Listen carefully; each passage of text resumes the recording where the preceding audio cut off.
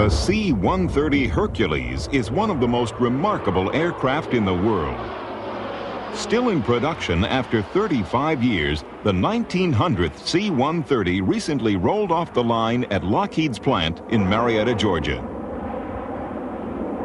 Although it looks much the same, there is nothing in the aircraft that hasn't changed. The Hercules that came off the assembly line in the 1950s have evolved into the sophisticated planes of today. From the beginning, Lockheed leaders believed in the C-130. Robert Gross, head of the corporation at the time, predicted that the Hercules would not only meet the demands of the present day, but would be capable of flying well into the future. Looking to replace its older, more cumbersome transports, the Air Force and Army were ready to enter the jet age. In fact, what the services wanted and got was a mix of truck, jeep, and airplane. Mr. Bob Roach, Vice President of the Hercules program for Lockheed. They came up with a requirement for a tactical transport that had some very unique demands, such as a drive-on, drive-off capability on the airplane, which required the whole aft end of an airplane to open up, and numerous other unique requirements. And many people who saw the design, including the renowned Kelly Johnson, commented that it was the ugliest airplane he had ever seen. The C-130A made its first flight on April 7, 1955. Mr. Leo Sullivan was one of its pilots.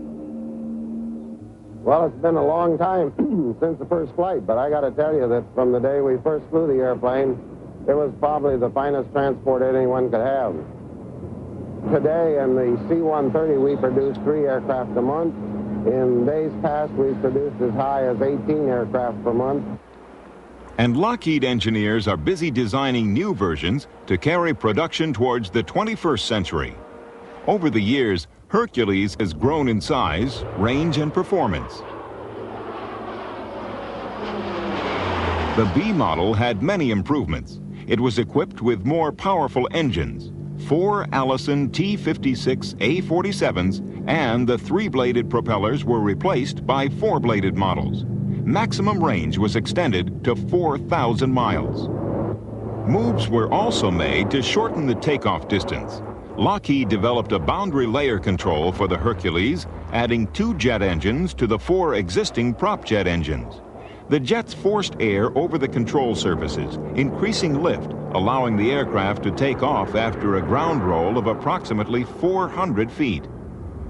The E model, produced for the Military Airlift Command, increased the cargo-carrying ability of the aircraft to 155,000 pounds. Range was the major improvement for the C-130E. It could cross the Atlantic non-stop.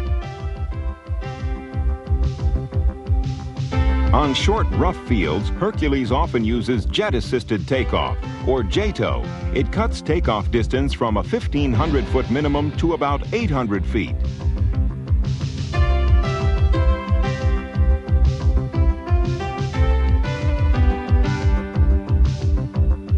The latest model of the Hercules is the C-130H. Many improvements have brought the aircraft completely up to date. When the armed services needed an aircraft to deliver troops and supplies, the C-130 was there. Lockheed's Hercules introduced prop jet power to transports.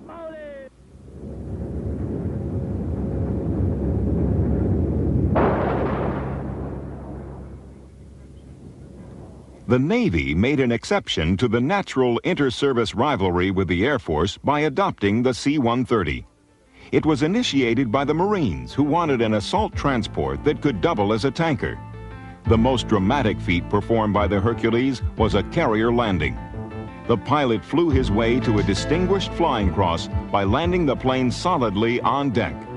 Despite success, the Navy decided that landing on carriers was too risky. Today, the Navy uses the Hercules for refueling, paradrops, and resupply missions.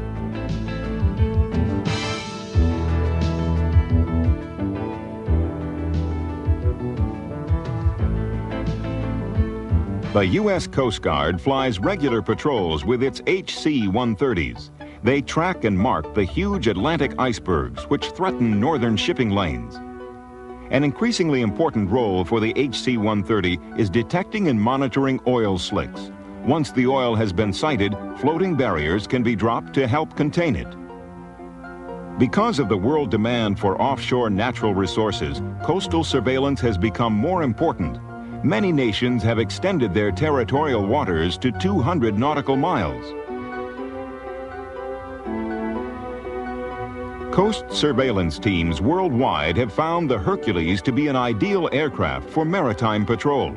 Currently, over 60 countries are finding uses for more than 40 commercial and military versions of the Hercules. Whatever its colors or configurations, Hercules has always been there in time of need.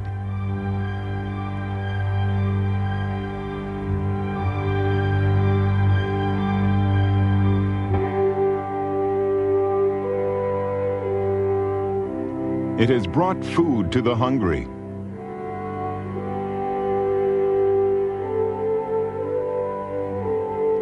Relief to victims of natural disasters.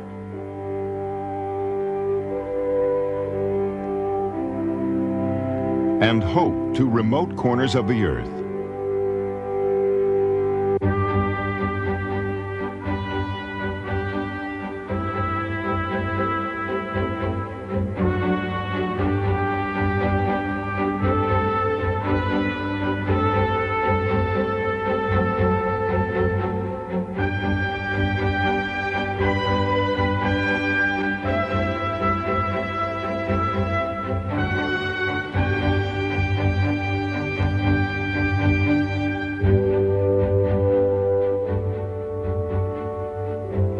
It's little wonder that this flying truck is known to many as the Samaritan of the skies. The C-130 is a crew airplane, and it really is a crew airplane in all the best sense of the word. Everybody is working together. Of course, at different times people have different workloads, but the people flying the airplane flew it as a crew. And many times on the ground you stayed as a crew too. We call it pig and hog and, you know, other little terms that you probably heard today. Especially when we're trying to make it do something like land, you know, talking it down. It's the same thing when you're fishing. You got to talk to the fish, you know, you won't catch it. Just like the airplane, the same thing. Down there, you got to talk it down. It's part of it.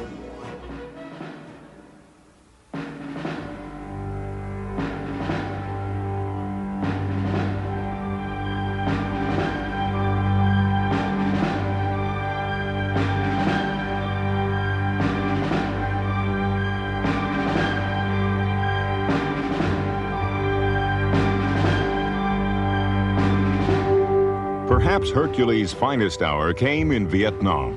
The aircraft's true potential was put to the test. The men who flew the C-130s were as much a part of the war as any frontline soldier.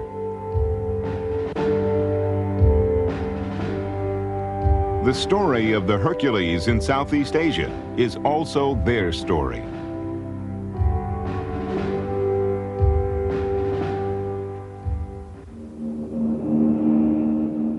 Mission, quite an interesting factor. One day you're doing one thing, actually one part of the day you're doing one thing, and the next day you're doing something different. Had a lot of diversions, combat essential missions, hauling ammunition, emergency airvacs, taking people out, mass casualties, and so on. Keeps you on your toes. Yeah, I had a real good diversion last time. I was flying a mission, almost through with it, and they diverted me in for emergency blood resupply into a province up north. And it was real interesting. I mean, we weren't expecting it. We thought we were through for the day. Went in there and had to bust a ceiling. It was right down at Moons and land on a short field. It was real slippery. Scared me to hit nervous knees. Touchdown markers, 200 and 500 feet down the runway with red color.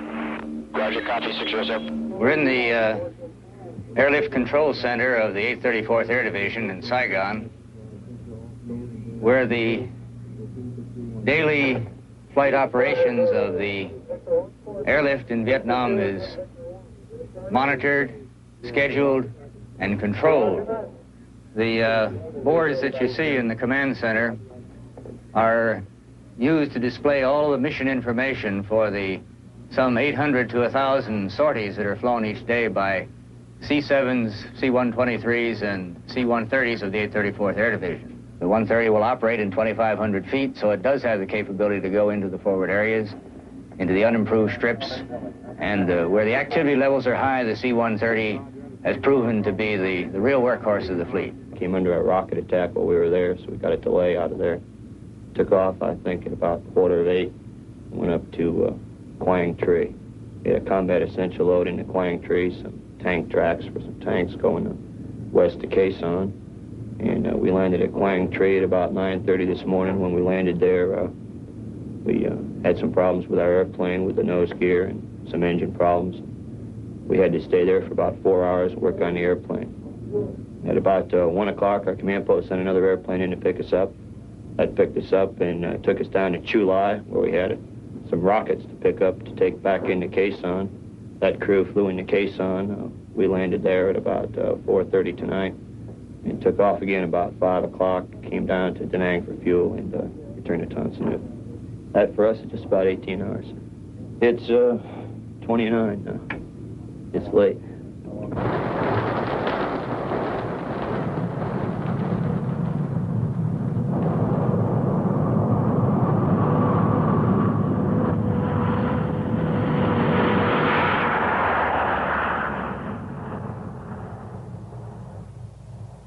I am a flight nurse with the 903rd Air Medical Evacuation Squadron.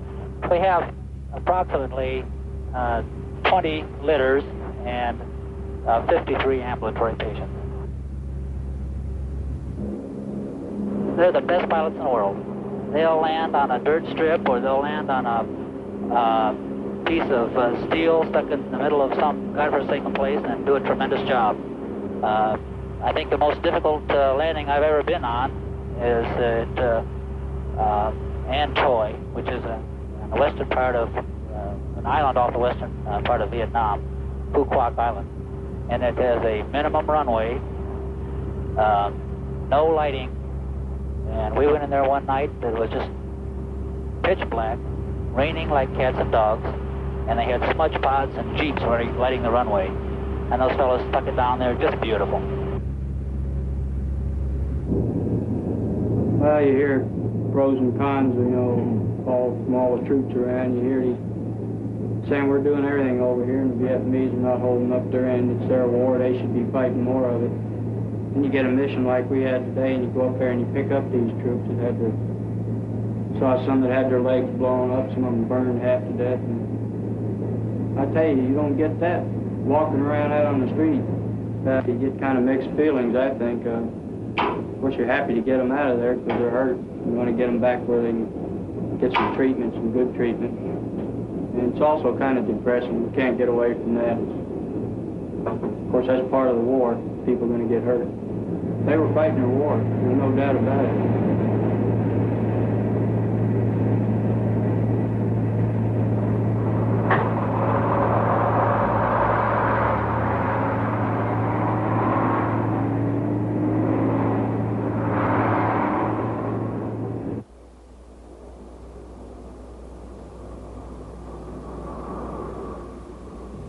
First KIA I ever hauled. I don't remember the exact place that I picked it up, but I knew before we landed that that's what we were picking up. I didn't know how many, and as it happened, we were empty. We had no other cargo on board.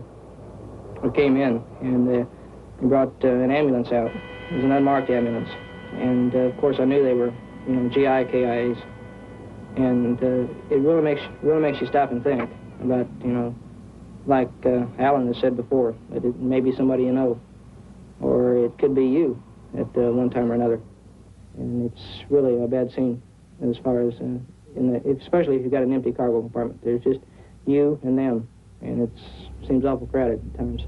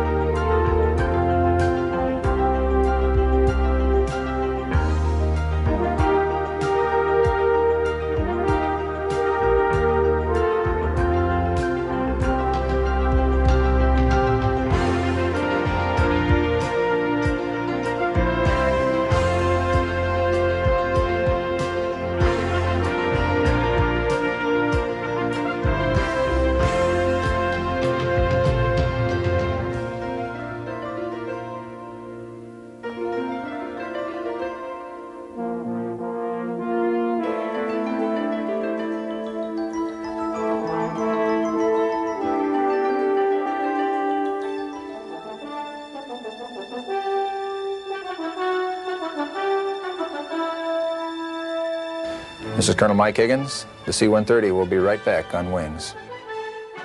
Well, we're back here in Quezon. I was here about 3 years ago, about this time. At the time we were running 130s in support of the Marines.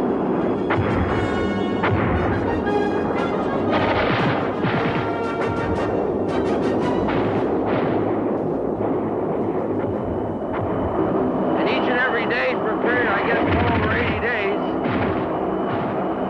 the C-130 lift was a lifeline to Quezon. They said it was a victory through air power, but for us grunts on the ground, it was really a victory for the 130 capability to deliver here. We had TAC air in support, and these ridge lines in here,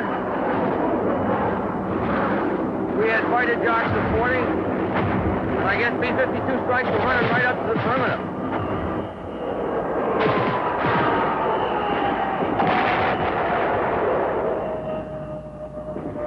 There were days when there was no TAC close air support, and the 130s continued air land.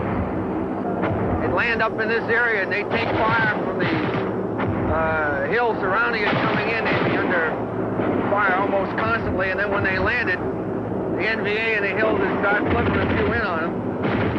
So we got the name of calling them mortar bait all the time. Their ground times then used to extend sometimes up to about 1 minute. You'd have 60 GIs run on to get out. Sometimes we keep a little longer for a medevac.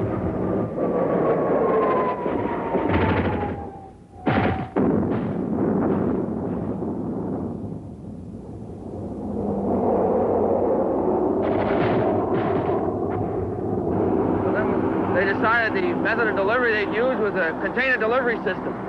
Just off this horizon here, we set up a drop zone of about 300 by 300 yards. Very tight, small drop zone. They used a CDS drop for about 600 feet, successfully put in about 150 to 200 tons a day.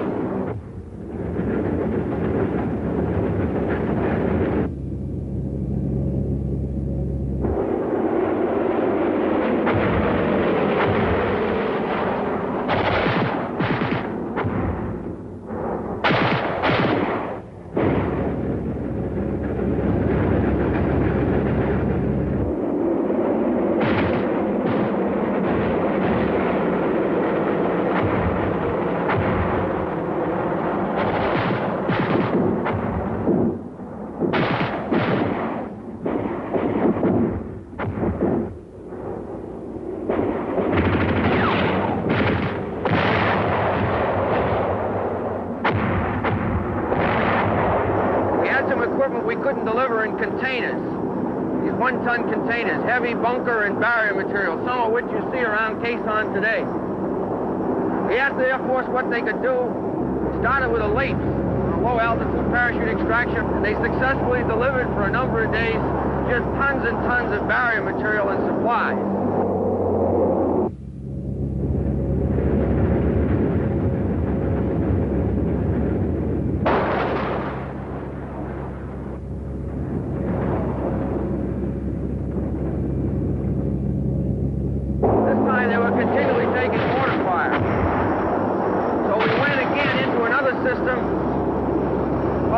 Proximity extraction system, which is an arrested barrier and a hook. Our requirements for beans and bullets were well over 200 to 300 tons a day. We got a hell of a lot of in with choppers, but the heavy tonnage requirement was moved by the old 130s to TAC. It's been my experience with working with the airlifters during the last stint here that they supported us in the Delta, back into the Ashaw Valley with the first team at Al Louie. They've lost airplanes every trip, but I'll say this much for them. You call them, tell them where it has to be, and they'll put it in.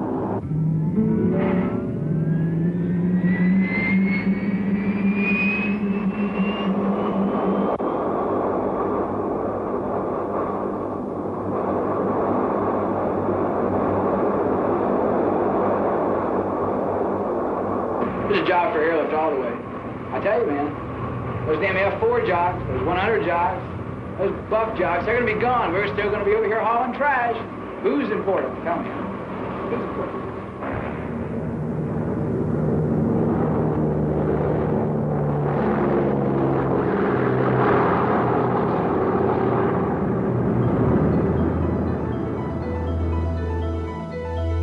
Hercules also carried weapons. When South Vietnam invaded Laos, the C-130 dropped 15,000-pound bombs, instantly clearing landing zones for helicopters.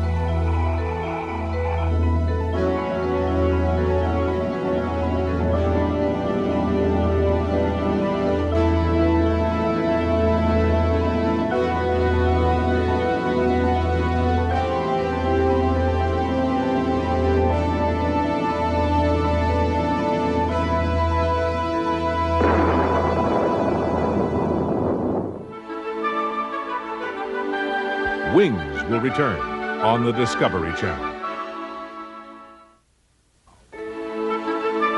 Now we return to Wings on the Discovery Channel. When darkness fell, AC-130 gunships armed with many guns and cannons searched out and destroyed North Vietnamese targets. Hit. 3 low. There's a hit. It's on lower. Oh, wow. Let's go. Nice hit. Oh, wait up on it. Okay, got any more? Wow. That's a boat? You betcha. Direct hit on tank 1 of target 4. Okay. And he's moving. Hit him right on. Oh, right! Continuing the gunship mission today, Hercules is still armed and ready. This C-130A is the first production Hercules delivered to the U.S. Air Force, tail number 533129. It carries more concentrated firepower than any fighter or bomber. Its mission, close air support.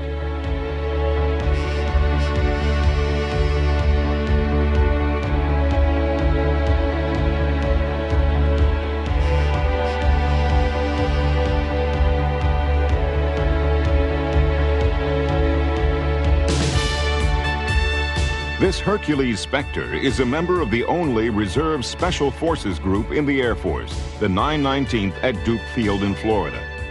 14 crew members fly in this aircraft. 5 are gunners. They're responsible for Spectre's guns, 2 7.6 millimeter miniguns, 40 millimeter Bofors cannons, and 20 millimeter Vulcans. If all 6 guns were brought online at once, their combined rate of fire would be over 17,000 rounds of fire per minute. Spectre is a C-130 that sees in the dark. Using television, electronic sensors, and infrared systems, it locates and destroys enemy targets by night.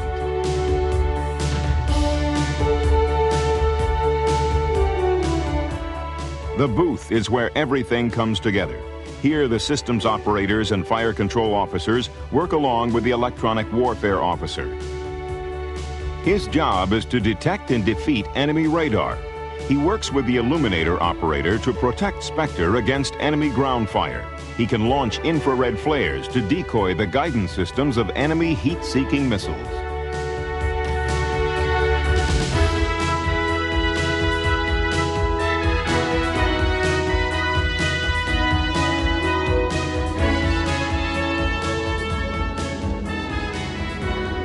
And our slave to, our SO hotspots.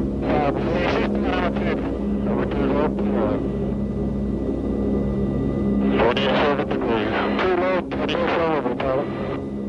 Yeah, TV is tracking. Affirmative. Got a problem with 5 vehicles. TV tracking the lead vehicle. Consent is on. Happening. TV primary. TV primary. Confirm.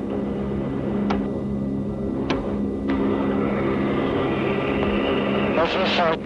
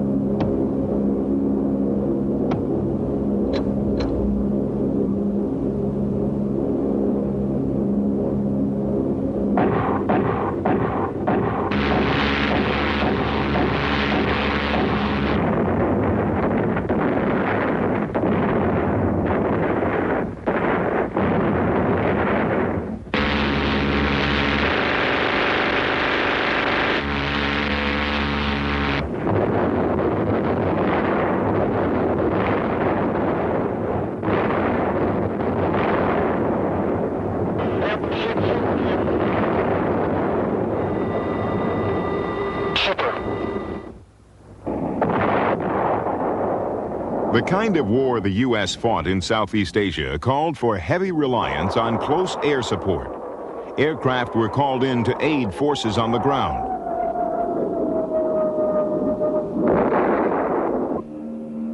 Hercules acted as an airborne battlefield command post, or ABCCC. The C-130 directed joint air and ground operations, controlled direct air support and airborne communications during special strikes, and served as a command post for air rescue activities.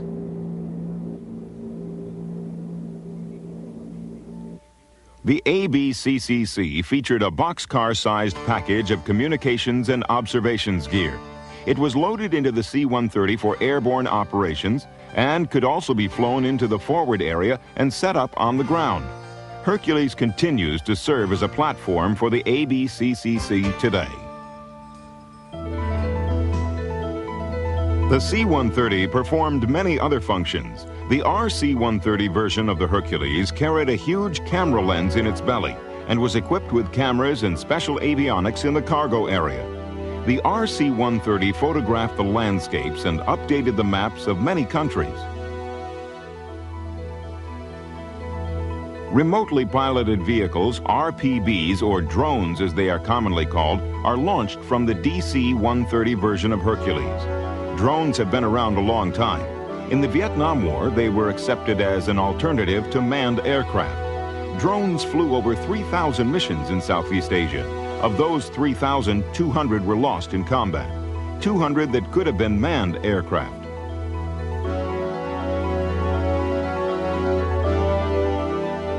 Today, the drone aircraft has 2 missions, photo reconnaissance and electronic warfare support. On a photo reconnaissance, the DC-130 launches the drone. It descends to 500 feet and takes pictures of the target. On an electronic warfare mission, the drone flies into a high-threat area and jams the enemy's radar by dispensing chaff or by using its electronic jammers. The drone is monitored by a remote control officer aboard the DC-130. When the drone returns, it is caught mid-air by the CH-3 helicopters. The crews often say that when they're trying to catch the 3,000-pound bird, they're not always sure who's got who. But this rescue helicopter has a firm hold on the situation, thanks to the HC-130. This Hercules model coordinates rescue and recovery efforts. Distress signals picked up by the HC-130 are passed on to helicopters for both land and sea rescue.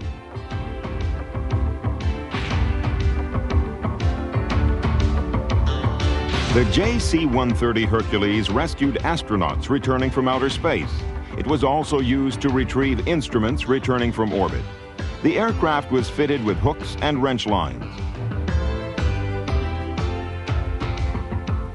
As the space capsule descended by parachute, the JC-130 caught it in mid-air. Other Hercules were used in creating recovery systems using airborne winches to lift loads into a plane. This led to a new way to catch a ride on the Hercules. The JC Hercules paved the way for the MC-130 Combat Talon.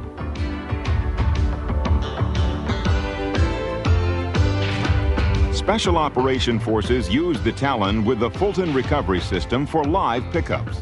The Talon can pick up downed pilots, rescue special agents, or retrieve classified material from enemy areas. The MC-130 and its highly trained crews can fly into places where more conventional planes can't go, thanks to terrain-following radar and all-weather capability.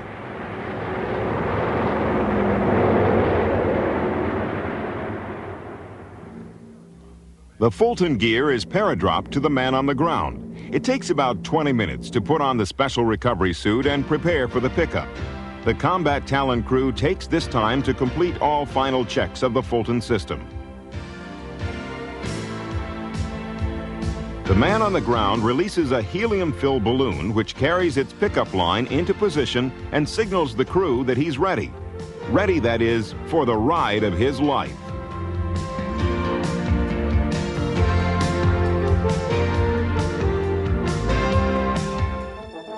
Seen a C-130 that hit a bulldozer on takeoff, and it tore out the ramp, the aft part of the airplane, and it flew about an hour and a half back to Cameron Bay from the forward location with the ramp half hanging out the back of the airplane, and made it okay. I don't think they ever flew the airplane again, but at least it made it back that far.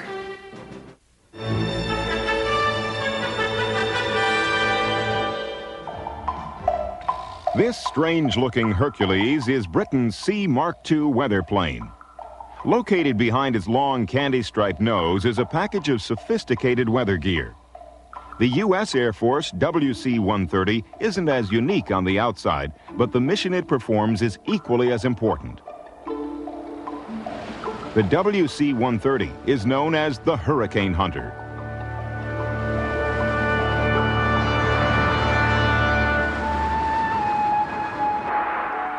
Where most pilots try to avoid severe weather, our pilots and our air crews go looking for the worst weather known to mankind.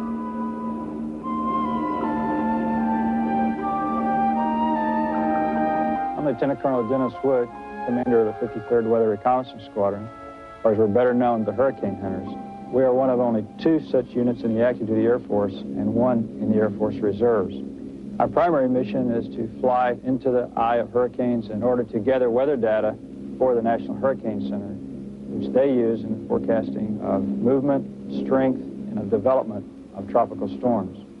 The weather officers and drop zone systems operators are part of their weather service, while the remainder of the personnel are assigned to the 53rd Weather Reconnaissance Squadron. Let's go fly storm. You fly into the weather environment to look at it, to study it. Whereas in a normal assignment, you usually stay on the ground to do that. A lot of times we'll go out and fly the same hurricane 3, 4, 5 days in a row. A lot of those times you end up flying about 12 hours. You come back and land and you have 12 hours crew rest and you're out again, the same storm the next day. In this particular mission, a navigator is really important because a computer can be used from point to point. But we don't fly point to point in a storm. We're trying to draw a line to the center of the storm, and it isn't always straight. Every storm's different. Nothing can be decided ahead of time. Once you go through the wall, that's probably the busiest time for us. Not too much thought about the hurricane goes on. If it's real bumpy, you just try and work the best you can. We release the sign into the atmosphere, and it free falls with a parachute. Sends back pressure, temperature, and humidity. From that, we take the data, analyze it, and then send it back to the Hurricane Center. Everything's done in a real safe manner. In over 100,000 flying hours, we've never had a major aircraft accident.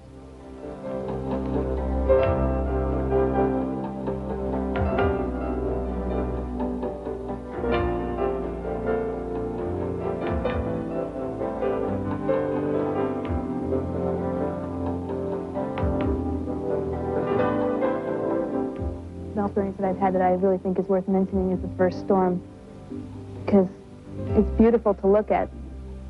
It just struck me that I was very fortunate to be able to see a hurricane from that direction. Not many people have. I think that we're doing a valuable service for the people of the United States, but the mission we do will save some lives and help people prepare. It gives us a great satisfaction to be doing that type of humanitarian mission.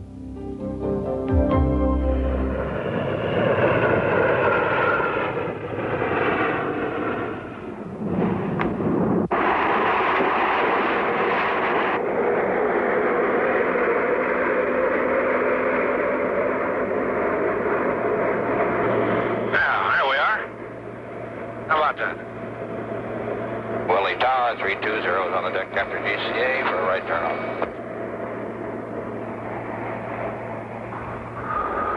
The sound of jet engines and the thump of the world's largest skis helped bring Antarctica closer to the rest of the world when the Hercules landed at the South Pole.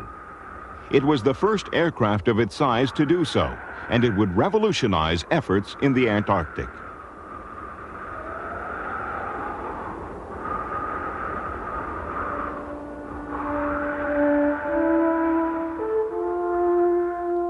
Antarctica.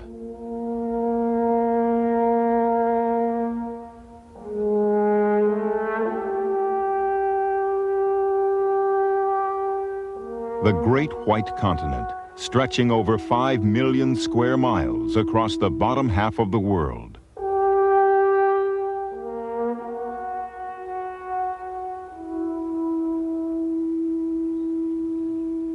For centuries, freezing temperatures and long polar nights kept the South Pole locked in glacial isolation. Bridging the territory of cold and distance has been the dream of every polar explorer.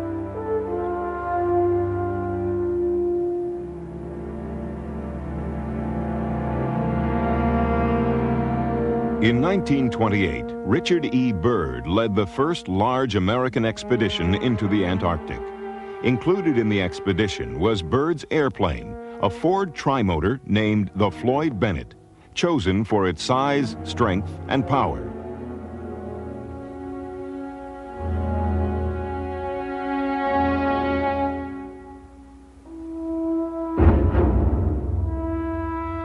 The expedition party struggled with the aircraft, trying to protect it against the merciless elements.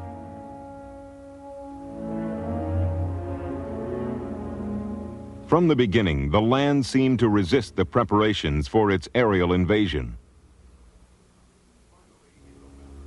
Finally, in November 1928, the Floyd Bennett was ready for its historic flight.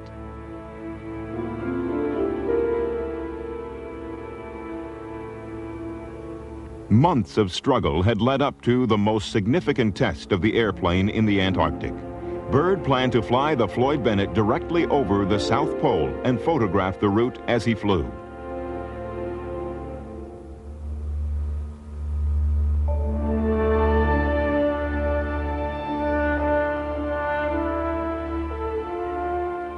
Byrd and the Floyd Bennett took off on November 29th from the base camp at Little America. Those left behind followed his progress by radio.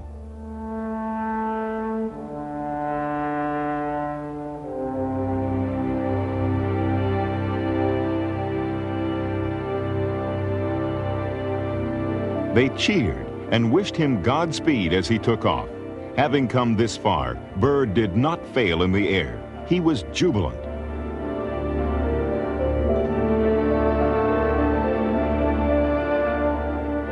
Freezing temperatures and icy wind could not keep the man and his plane from their goal, the polar center 90 degrees south. Byrd dropped the U.S. flag as he flew over the exact spot. It was an historic moment.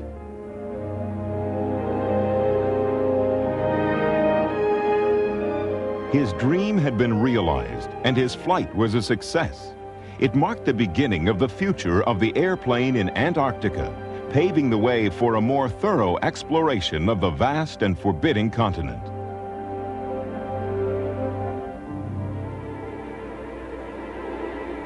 In the 1930s, Byrd made other trips to Antarctica, but not always with the same success.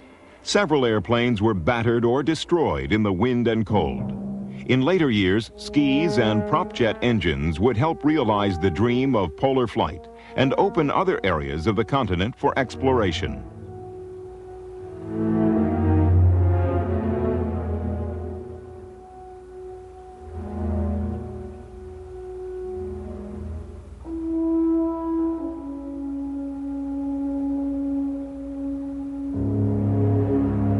Hercules arrived well-equipped for the job, landing on the world's largest skis, 20 feet long, weighing 1 ton apiece. The LC-130 can land on a remote ice shelf as gracefully as on a dry runway.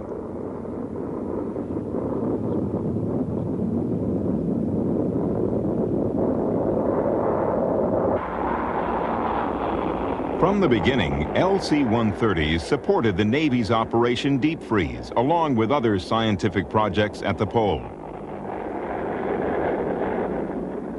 They revolutionized exploration of the Great White Continent, taking scientists to formerly unreachable spots. Hercules provided a lifeline of food, fuel, and supplies to these remote outposts.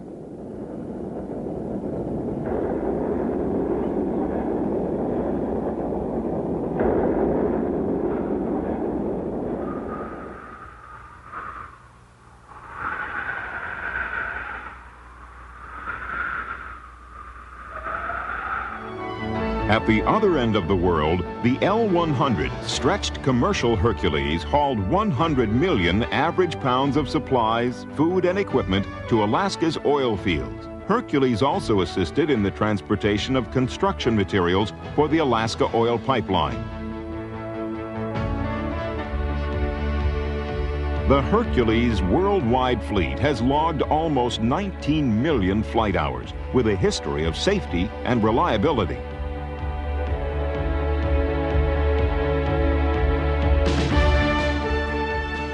The C-130 Hercules, the workhorse of the jet age.